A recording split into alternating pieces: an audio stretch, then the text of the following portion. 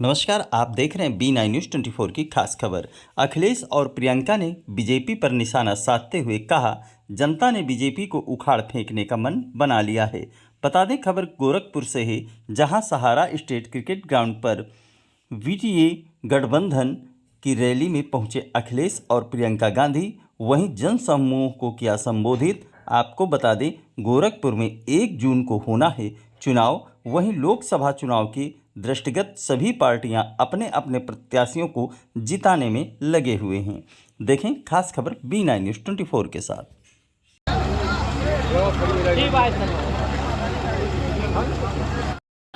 Diesel, petrol, gas cylinder तो और चीजें महंगी तो हुई हैं, गाड़ियां तो महंगी। सब संकट में है। कुशीनगर का एयरपोर्ट खुलता है, 5 महीनों से कोई फ्लाइट ही नहीं आ रही है। अब चुनाव आया है तो शुरू हो गई, और भ्रष्टाचार ही भ्रष्टाचार है। पूरी केंद्र की सरकार इलेक्टोरल बॉन्ड्स की स्कीम से चंदा लेने में व्यस्त, लेकिन आपके लिए काम करने में कोई व्यस्त नहीं है। ये मैं जरूर कहूंगी कि इस चुनाव में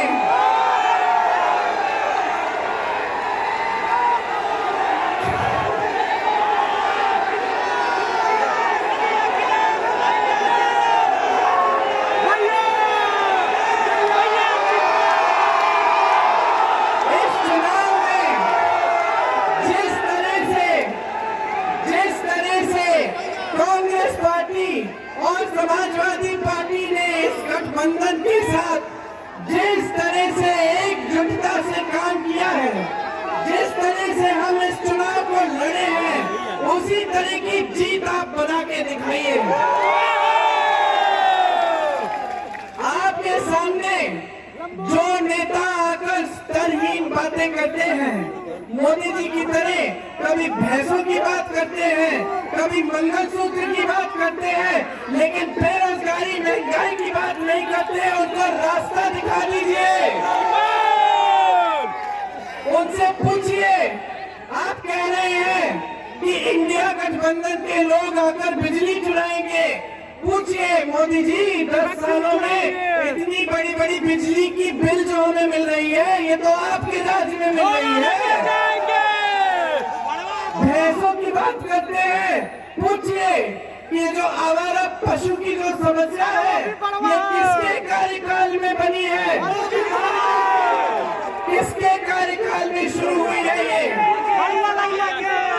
इनसे सवाल पूछिए, जागरूक बनिए, और 1 तारीख को इनका मार्गदर्शन करिए, दिखाइए इनको कि बेरोजगारी क्या होती है और किस तरह से आप अपनी समस्याओं का सामना कर रहे हो। आप सबने बहुत ध्यान से मेरी बातें सुनी। एक बार जोर से मेरे साथ कहिए, जय हिंद। एक और बार, जय हिंद। एक और बार। और अब अखिलेश जी अपना भाषण करेंगे। धन्यवाद।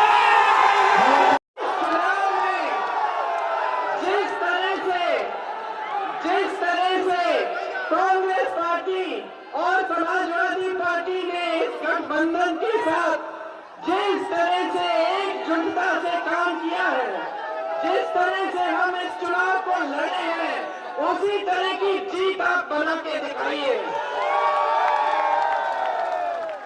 आपके सामने जो नेता आकर स्तरहीन बातें करते हैं, मोदी जी की तरह कभी भैंसों की बात करते हैं, कभी मंगलसूत्र की बात करते हैं, लेकिन बेरोजगारी महंगाई की बात नहीं करते। उनको रास्ता दिखा दीजिए, उनसे पूछिए। आप कह रहे हैं कि इंडिया गठबंधन के लोग आकर बिजली चुराएंगे। पूछिए मोदी जी, 10 सालों में इतनी बड़ी बड़ी बिजली की बिल जो हमें मिल रही है, ये तो आपके राज्य में मिल रही है। भैंसों की बात करते हैं। पूछिए कि जो आवारा पशु की जो समस्या है, ये किसके कार्यकाल में बनी है, किसके कार्यकाल में शुरू हुई है ये? इनसे सवाल पूछिए जागरूक बनिए और 1 तारीख को इनका मार्गदर्शन करिए, दिखाइए इनको कि बेरोजगारी क्या होती है और किस तरह से आप अपनी समस्याओं का सामना कर रहे हो। चुनाव लड़ा रहे हैं, 15 साल से उनको सांसद के पद पर देख रहे हैं। 5 साल उनकी माता जी को भी सांसद के पद पर देखा था। मैं भी आपका भाई हूँ, मैं भी आपका बेटा हूँ, मैं भी आपसे याचना करना चाहता हूँ। इस दोपहरी में थोड़ा बहुत छाया मिल रही है। पंडाल पूरा हमें भरा दिखाई दे रहा है। यहाँ पंडाल में और पंडाल के बाहर जहाँ कोई व्यवस्था नहीं है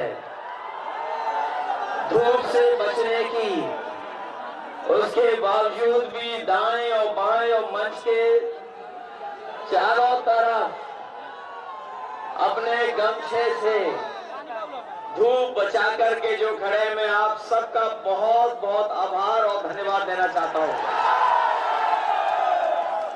और इस बार मुझे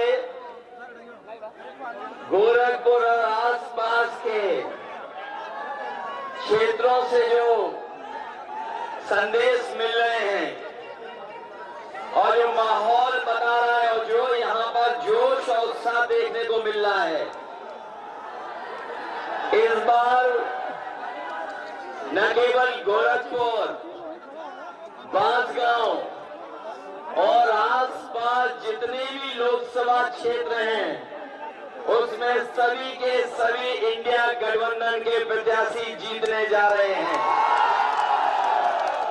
मैं यहाँ पर 2 लोकसभा के जो उपस्थित हमारे साथी हैं उनसे मैं निवेदन करना चाहता हूं, जहां काजल निषाद जी आपके बीच में समाजवादी पार्टी की प्रत्याशी हैं, वहीं सदल प्रसाद जी जो कांग्रेस पार्टी के प्रत्याशी हैं, इन दोनों साथियों को एक एक वोट देकर के साइकिल और कांग्रेस के चुनाव चिन्ह पंजे पर ऐतिहासिक वोट देकर के इनको सफल बनाने का काम करना।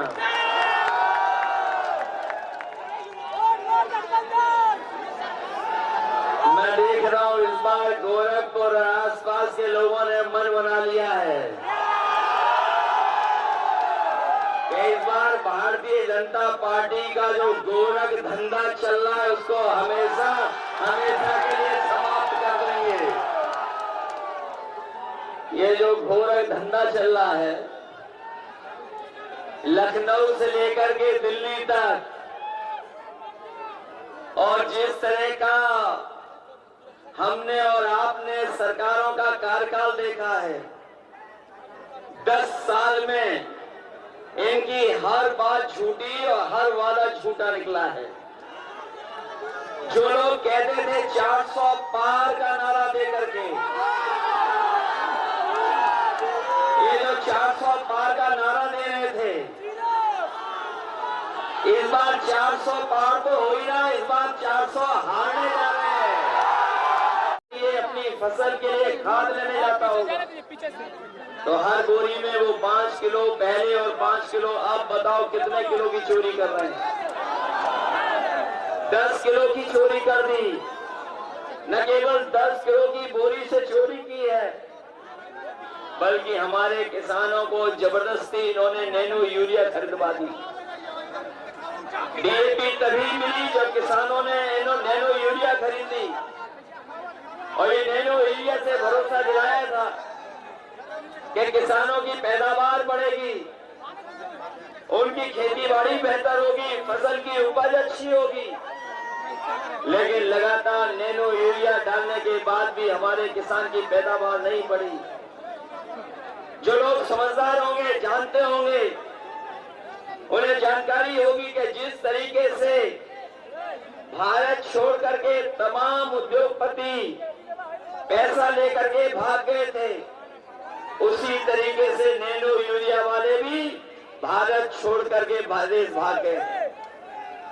इन्होंने जहां किसानों को धोखा दिया, वही हमारे नौजवानों के भविष्य के साथ खिलवाड़ की है और भविष्य के साथ इतनी बड़ी खिलवाड़ हुई है कि यही नौजवान जो परीक्षा लिखने गया अपनी तैयारी कर करके उसे उम्मीद थी कि उसे नौकरी मिल जाएगी, रोजगार मिल जाएगा, लेकिन भारतीय जनता पार्टी की सरकार में जो जो परीक्षा हुई है सबके पेपर लीक हो गए हैं।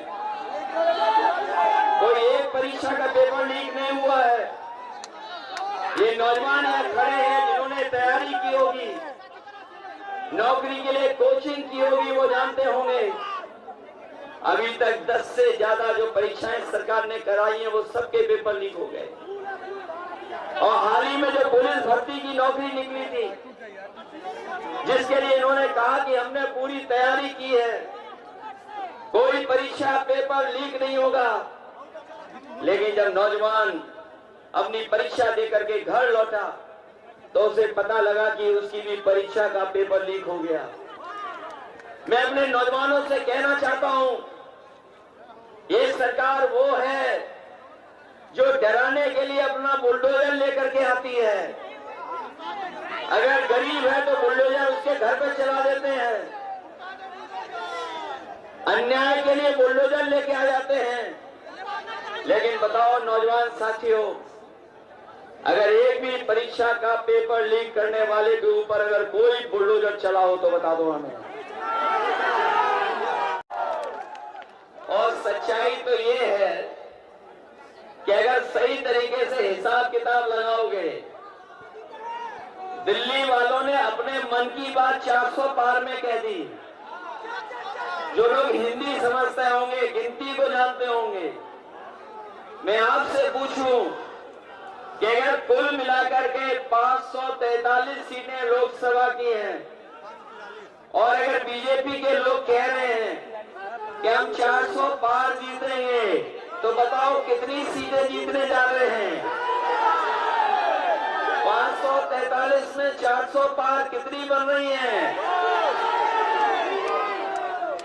ये 143 नहीं, इस बार देश की जनता इनको 140 सीटों के लिए भी तरसा देगी। और ये जो गुस्सा बढ़ता चला जा रहा है, ये जो गुस्सा बढ़ता चला जा रहा है, हम पहले चरण से देख रहे हैं, पहले चरण से गुस्सा देख रहे हैं। ये 7वें चरण में जनता का गुस्सा 7वें आसमान पर होगा, 7वें आसमान पर। ये गोरखपुर और आसपास बहुत बड़े पैमाने पर बेरोजगारी है। अभी हम सब जितने लोग खड़े हैं, सब लोग जानते हैं बेरोजगारी का सामना करना पड़ रहा है। अगर दिल्ली और लखनऊ वालों ने हमें और आपको बेरोजगार बनाया है, अगर दिल्ली और लखनऊ वालों ने हम लोगों को बेरोजगार बनाया है, तो बताओ 1 तारीख को वोट डाल करके दिल्ली वालों को बेरोजगार बना दोगे कि नहीं बनाओगे? इसलिए संविधान बचाने के लिए और एक ऐसी सरकार जिसने हमें और आपको समय समय पर धोखा देने का काम किया है, ये दिल्ली वाले तो दिल्ली वाले, ये जो लखनऊ वाले हैं वो तो बहुत ही उल्टा पुल्टा हैं। ये गोरखपुर वाले लोग जानते हैं। हम आपसे कहना चाहते हैं और आपसे पूछना चाहते हैं, सुना है कि लखनऊ वाले उल्टा पुल्टा ने, जो हमारे उल्टा पुल्टा मुख्यमंत्री हैं, गोरखपुर में दुकानें बनवा ली, मॉल बनवा लिए। क्या नाले साफ करा लिए आपके, नहीं करा लिए? और आप लोग तैरना सीखे हो कि नहीं सीखे हो, पहले से जानते हो? ये बरसात आने वाली है, ये बरसात आने वाली है। हमारे नाविक लोगों को नाव से तो मदद करनी पड़ेगी, लेकिन आपको अपनी जान तैर के भी बचानी पड़ेगी। ये वही जगह है गोरखपुर जहां पर कहा था कि मेट्रो चल जाएगी, बताओ मेट्रो आपकी चल गई? मैंने कई बार कहा, फिर दोहराता हूं मैं आपको, गोरखपुर को जोड़ने के लिए पूर्वांचल एक्सप्रेसवे से एक गोरखपुर लिंक बन रहा था। जब से पूर्वांचल एक्सप्रेसवे बना तब से बन रहा है और अभी तक पूरा नहीं हुआ है। कभी उसकी लागत जानकारी की है? लागत क्या लगी है? जरा हिसाब किताब लगाना जाके घर बैठ करके। जो पूर्वांचल एक्सप्रेसवे से आपका गोरखपुर लिंक जुड़ने वाला है वो 90 किलोमीटर 6000 करोड़ का बन रहा है। तो सोचिए 90 किलोमीटर 6000 करोड़ का जब हिसाब किताब लगाओगे तो बताओ 1 किलोमीटर कितने करोड़ का है? सोचना जाकर के। और ये सरकार वो है जिसने लाखों लाख नौजवानों की नौकरी छीन ली। अभी तक 60 लाख नौजवान है जो परीक्षा की वजह से नौकरी नहीं पाए, और यही 60 लाख का अगर हिसाब किताब लगाएं, उनके माँ बाप को भी जोड़ दें, तो एक परिवार में अगर 3 सदस्य हैं जो नाराज हैं, तो कुल मिलाकर के 1 करोड़ 80 लाख नाराज हुए। और अगर 1 करोड़ 80 लाख का भाग दे देंगे 80 लोकसभाओं का, तो हर लोकसभा से बताओ 2,25,000 वोट कम हो गए इनके, क्या नहीं कम हो गए? जहां इनके खिलाफ हर लोकसभा में 2,25,000 लोग खड़े हैं, वहीं महंगाई बताओ कहां पहुंचा दी इन्होंने? महंगाई कहां पहुंच गई है? डीजल, पेट्रोल, गैस सिलेंडर तो और चीजें महंगी तो हुई हैं, गाड़ियां तो महंगी हुई हैं, लेकिन नौजवानों बताओ आपकी मोटरसाइकिल कितनी महंगी हो गई है? 10 साल पहले कितने रुपए की थी और आज कितने रुपए की हो गई? न केवल मोटरसाइकिल महंगी हुई है बल्कि दवाइयां कहां हो गई महंगाई के इस वजह से? दवाइयां महंगी कर दी। और याद होगा आपको जब ये राशन दे रहे थे 2022 में, क्या क्या राशन में दे रहे थे? पहले दाल दे रहे थे, चना दे रहे थे, रिफाइंड तेल दे रहे थे, नमक दे रहे थे। आज बताओ गरीब को क्या मिल रहा है? और मात्रा भी कम कर दी है।